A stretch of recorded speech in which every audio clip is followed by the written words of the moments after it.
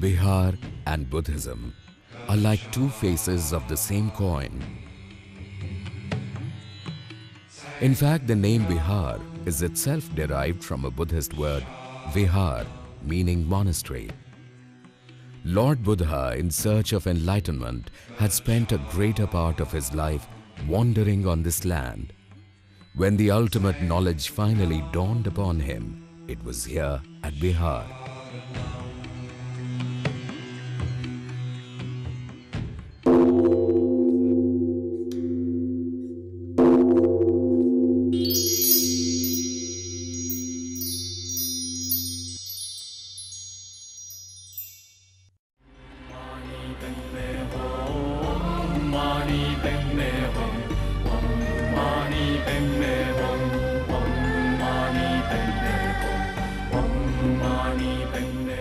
Bodh Gaya is one of the most sacred Buddhist pilgrimages.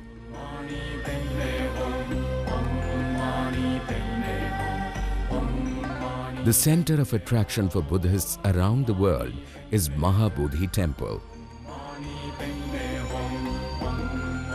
Next to the temple is the Bodhi tree, under which Buddha had attained nirvana or enlightenment.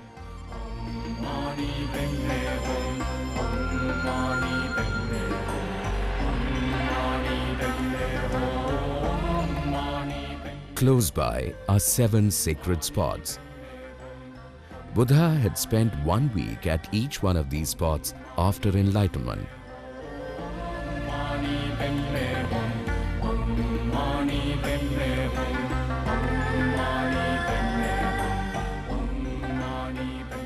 One of the most ethereal of these places is Muchlind Sarovar. Nearby is Dungeshwari Hill. Before reaching Bodh Gaya, Buddha had spent almost 6 years here, practicing rigid mortification of the body, and at the end of it, realizing that this was not the way to enlightenment. On stepping out of the hill, he was offered food by a village girl Sujata on the banks of Niranjana river. As a mark of respect, many Buddhist countries have their monasteries in Bodh Gaya.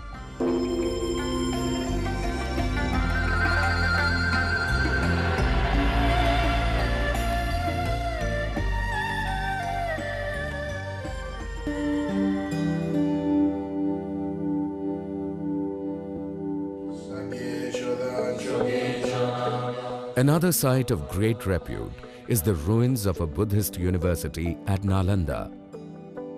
Founded in the 5th century AD, it was one of the world's foremost centers of learning.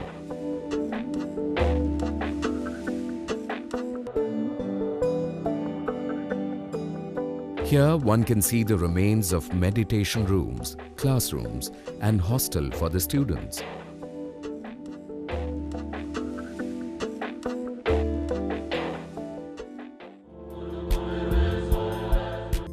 One of the most famous international scholars to have visited Nalanda was the Chinese traveler Xuanzang.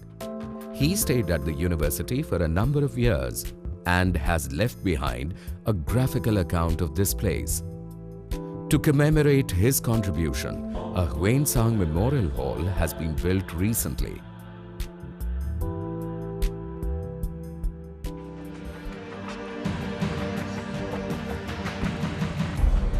A few kilometers from Nalanda is Rajgir, a small hill town of great reckoning. Buddha had spent a great part of his life after enlightenment at Rajgir. At Gridhakut in Ratnagiri Hill, Lord Buddha proselytized Emperor Bimbisara. At the top of the hill, the Japanese have constructed in marble Vishwa Shanti Stupa, signifying world peace. Another important location is Venuvan Vihar, built by Bimbisara for Buddha to reside.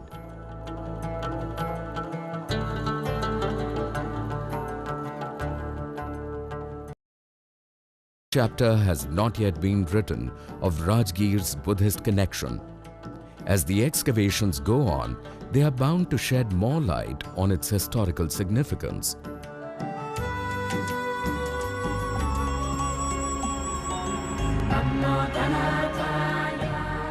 As the popularity of Buddhism grew, people who loved Buddha raised splendid memorials commemorating his presence. The splendid stupa and pillar of Loria Nandangarh is its fine example.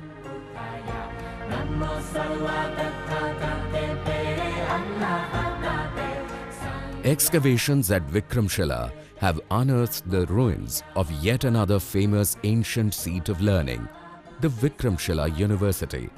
Established in the 8th century AD, it is spread over approximately 4 square kilometers.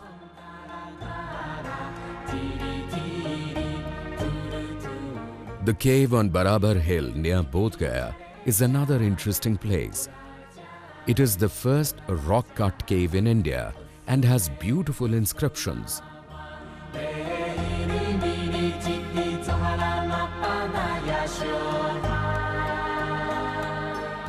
Another such place is Kesaria. With a height of around 104 feet, the stupa here is highest in the world. Excavations are still on at Kesaria. Vaishali is another highly venerated Buddhist city. It was on its outskirts at Kolhua that Buddha preached his last sermon. The place is marked by a monastery, a stupa, and a lion pillar built by the Mauryan Emperor Ashoka to commemorate the occasion.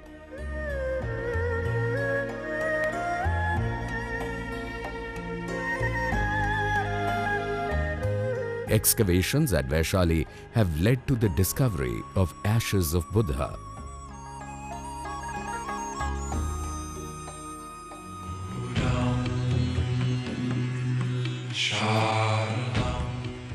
The Buddhist trail in Bihar is a fascinating journey. It is almost akin to walking on the path taken by Buddha and guided personally by the Enlightened One himself. And when one comes back, he returns feeling closer to the bliss.